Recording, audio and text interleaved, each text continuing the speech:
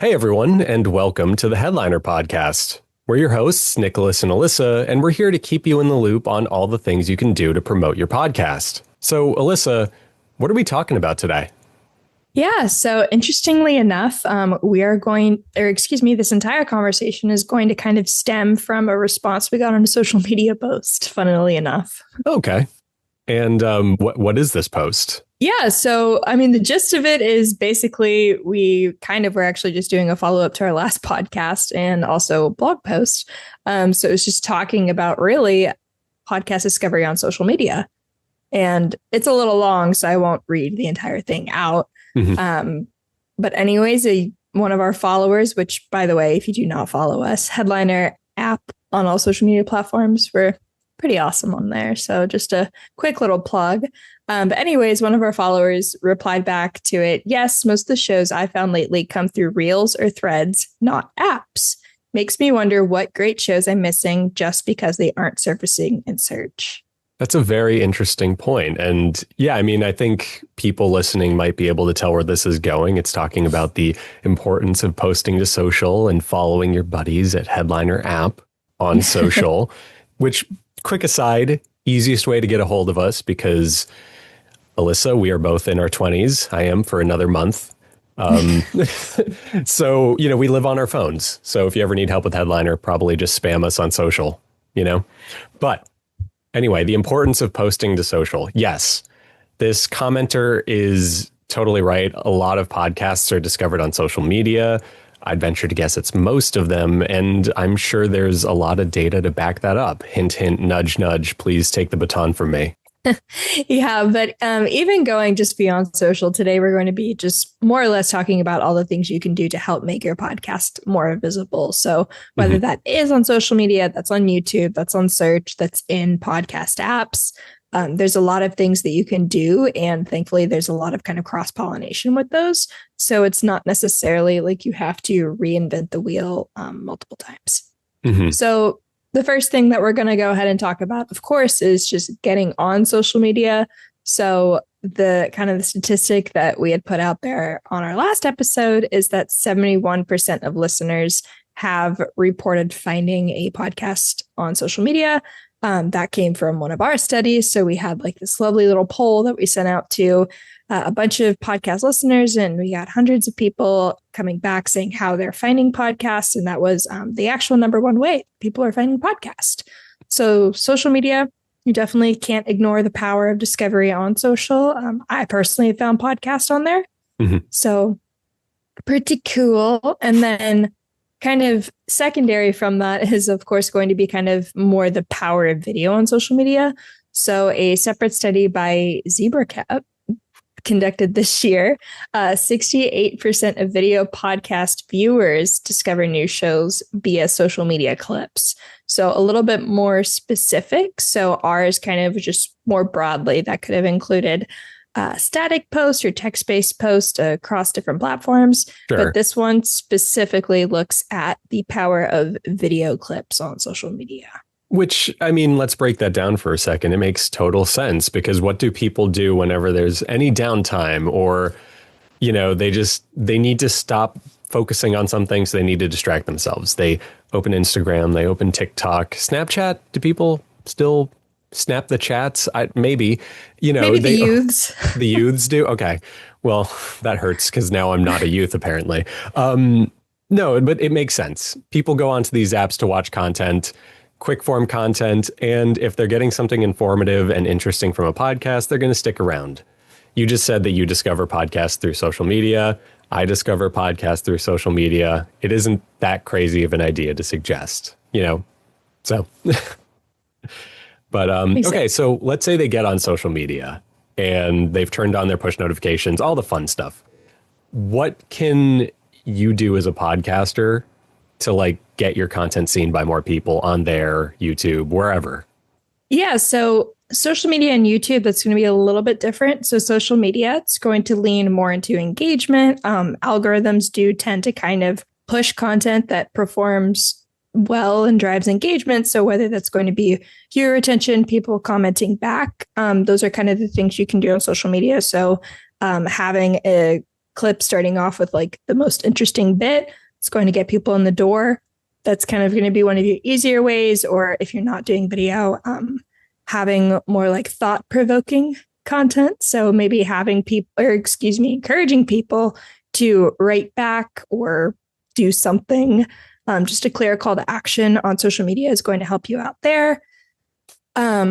In regards to YouTube, this is going to kind of just segue into our next kind of point. So ensuring that you're having kind of smart titles and descriptions. So similar to your actual show title and your show notes, these are going to kind of go hand in hand. So of course you can just kind of copy and paste a little bit, ensuring that your title and your description is going to have those keywords in it. Sure. And, excuse me. I need to cough. No, go ahead. In the meantime, I will say one thing. You're talking about YouTube titles, and that absolutely applies to social media too.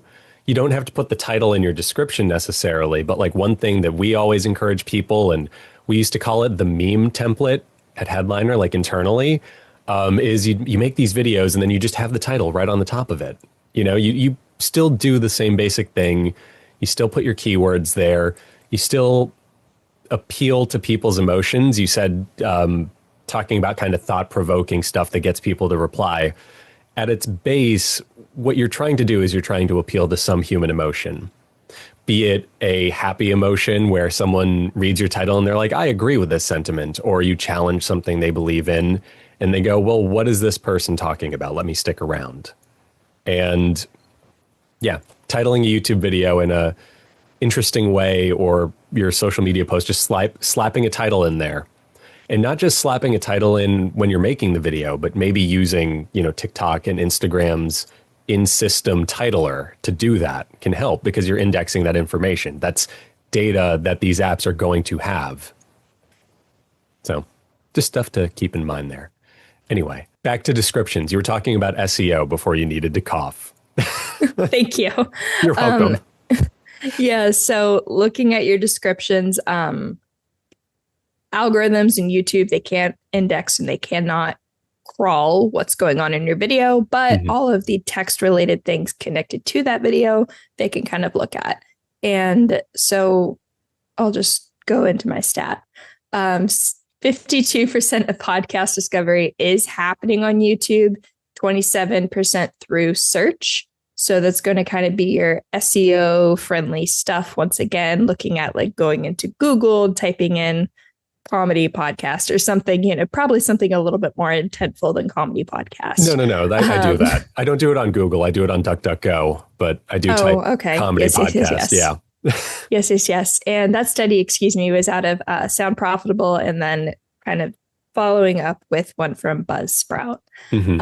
But so again, looking at, you have your podcast, and then now you're going to be more intentional with what's going with that podcast. So just having SEO stuff in there, maybe have one or two keywords in that title, a couple of keywords in your descriptions. You can get a little bit longer with it to kind of add some more queries in there, more context, more data, all that jazz. And just to kind of build off of that a little bit, and to give Elissa the chance to get her voice back, and also because it's helpful information, one of the best ways you can do that, I know like SEO is a scary thing to a lot of people. Elissa, you're in marketing, so you're like impervious to it, but I hear SEO and I quiver in my boots.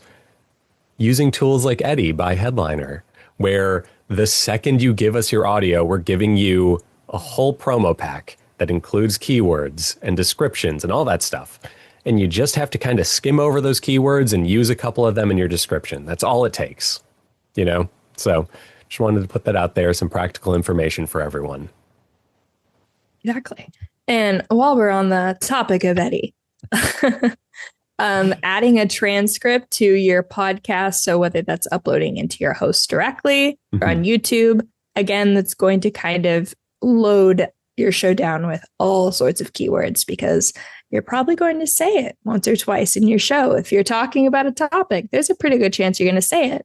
Again, search. YouTube can't crawl what's going on in your audio or in your video, but your transcript is a literal one-for-one replica of what you said. So great news. It can technically crawl it because you have a written account of what's going on there. Precisely. And then some podcast apps that allow for transcripts, which I believe Spotify is now allowing for transcripts. So that's pretty exciting news. I would imagine that that's going to kind of impact the algorithm a little bit more and kind of give it a little bit more intentful search discovery stuff, more on Spotify specifically, but other podcast apps, they've had kind of that podcasting 2.0 initiative. They've had the transcripts in there, so they're going to have a little bit better kind of search-like discovery in those apps. So having your transcript is going to make it a little bit easier for your show to be discovered on those apps more specifically. Mm-hmm. We'll get back to Spotify in just the next bullet, actually, but I do want to add one little thing there also. So yes, get a transcript. I think I've talked about it on this show before. What I do when I upload something to YouTube, scripted, podcast, whatever, is I upload the transcript as English. And then on YouTube, they have like multiple versions of English that I then go in and I add the same transcript. So it's Canadian English, it's British English. And I haven't changed the content. I haven't like put a U in the word color, for example. But, you know, I haven't changed the letter Z to Z or anything. But it's helping index it and it's helping get that stuff, you know, trending on search more is the point I'm trying to make. As for the social media side of it, if I'm not mistaken, you can't upload a transcript onto Instagram or TikTok right now. But other than the fact that you can add captions using Make by Headliner, which you can access from Eddie, see that? That's really good vertical integration. Good segue. Thank you. So other than the fact that you can and should do that because it makes your visuals more appealing to people, people tend to follow along even if they have the sound on, though most people don't have the sound on when they're on social media, believe it or not. You know, that stuff aside, you can still help your indexing. So this is like my little hack. And I've been doing this since like, I started here in 2018. I've been doing it since like 2018, probably. So we've already talked about how writing titles for your posts indexes that information on TikTok and on Instagram. The same thing goes for their generated captions. So if you generate captions on TikTok and Instagram, they may not look as pretty as if you made them on Headliner, but what you can do is you can resize them and put them on the side of your video where no one's going to see it. And you can make them minuscule so nobody will ever know the captions are there. And then you can just use your Headliner captions and get the extra indexing from these apps. So that's my little pro tip. It's probably superstition, but it takes 2 seconds. So give it a shot. It worked for me. That's all I'll say. I posted something a couple of weeks ago, and I think it has like 20,000 views on Instagram right now. So it clearly might work. We love definite statements that aren't definite. Anyway, Elissa, let's talk about creating videos. Yeah, we're on the topic of creating video. We've said it before. We'll say it again. Make video for your podcast. Really does truly help kind of add a little bit more discovery, give you some more reach. More specifically, I have a stat. Ooh. Going with that statement. So social video posts actually drive up to 1,200% more engagement compared to static post. Mm-hmm. Wow. That's crazy. That's a lot of percent. That is a lot of percent. So, you know, if you have just like an image that's going on Instagram that gets engagement, but if you have video, you can get like tenfold. Yeah. 10.2 fold. 12-fold? 12-fold. It'd be 12-fold, right? You're yeah, one of those is right. I'm sorry. The Dayquil is we'll blame the Dayquil, not the Don't even worry about it. Good math. But no, what you're saying is totally right in spirit, if not mathematically. No, video is a lot more engaging. Again, it's the natural language of social media at this point. 10 years ago, Instagram was all text posts, video, or not text posts, all image posts, right? And captions and stuff like that. But it isn't anymore. And podcasting used to just be audio, but now there's a big video component to podcasting. You know, we were talking about how we're going to come back to Spotify, and this doesn't just apply to your Instagrams and your TikToks anymore. Spotify now allows you to post podcast clips. You can put audiograms on Spotify. And I feel so validated by this because for the longest time, I've been saying that audiograms are the single if your podcast is an album. And now when you look up a podcast on Spotify, you literally are getting that exact model of, do you want to try one part of this podcast out? So it's literally a single now.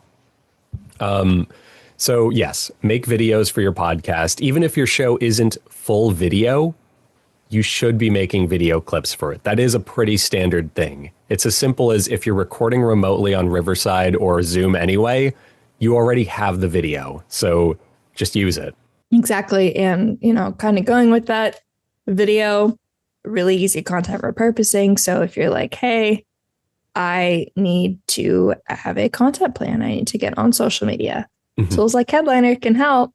So every time you have a full-length video or a full-length release of your audio first podcast, you can get up to 10 different clips, caption styled, branded, all of the beautiful things sent to your inbox directly. So really easy way for you to kind of have 10 really solid social posts that can drive up to 1,200% more engagement than if you were to just send out a tweet or post your show art, say, hey guys, new episode.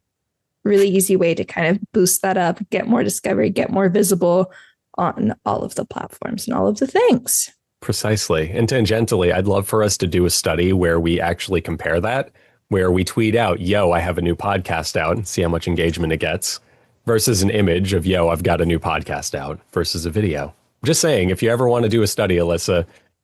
We could very well do that. I have the power to do that. Yeah. Okay, cool. All right, cool. So what else can we do? I mean, it kind of sounds like what we're talking about is setting up a content strategy, using Headliner to, in as few steps as possible, get the most out of what you are already doing for your podcast, which is recording and editing it. And yeah, I'd love to know, like, what else is there? Social media sounds covered. Yes, social media is very well covered. And if you want to learn more about social media, just click like the back button and go listen to our last episode, because it talked all about podcast discovery on social media. Precisely. Fun stuff. But kind of the last thing. So we're talking about what can you do to make your podcast more visible, optimizing your content, doing all of the things, making a website. That's one of the easiest ways to kind of control your web presence in a more kind of direct way. So especially if the more kind of web pages you add, so if you're adding your transcripts or if you're creating blog posts, whatever, you're kind of increasing all of that data, all of that content. So you're going to kind of rank a little bit higher. But it's just such an easy win for organic search or just larger kind of like SEO queries, that kind of stuff. Having a podcast Google can kind of index your podcast now. It's okay. You can typically figure out like podcast, but you're normally like the person's going to have to type in like Headliner podcast, and then the podcast will come up on the side. Sure. But if they're not typing in the word podcast, having a website or a web presence of some type is going to help you in the side where people are looking and they're clicking on the links. Tools like Podpage, really awesome ways to kind of help podcasters very specifically build a web presence using, again, what they have, their podcast. And then I'm sure also like the type of stuff you would be posting on your web presence, right? It doesn't have to be these huge, immaculately crafted blog versions of your episode. If you're doing an interview, you can literally just post the interview's transcript there, I'm sure. Or if you have a key takeaway, it can be as simple as taking your episode you've just finished editing while it's fresh in your mind and writing 200 to 300 words on it. You know, a more built out version of your show notes could work for all we know. And also, I think a lot of podcasters, they do podcasting in conjunction to a business or some other thing that already has a web presence. So it might be as simple as just making a category on your website for your podcast and doing some of these things there. And not only are you building your podcast out at that point, but you're building out your like main thing also. So yeah, stuff to consider. Yeah. Cool. But that's kind of what I got. So we just wanted to give like 5 really easy things that podcasters can do to help build your show's visibility. And Also, on top of that, on top of all the practical stuff, I just want to underline the fact that this was all inspired by a comment. I just want to bring things full circle. You know, we care here at Headliner. We read the comments, we talk about the comments, and you should just follow us on social media because, again, if you need help with something, it's like the easiest way to get a hold of us. We might not record a whole podcast episode for you, but you'll get an answer, you know. Somebody will respond back. Yes, somebody will respond back. Exactly. So on that note, thank you for listening. We hope this helped you. Even if you knew a lot of this stuff, hopefully it just kind of reminded you of the importance of some of them that maybe you need to lean into, or maybe you want to try and lean into. So yeah, until the next episode, thanks for listening.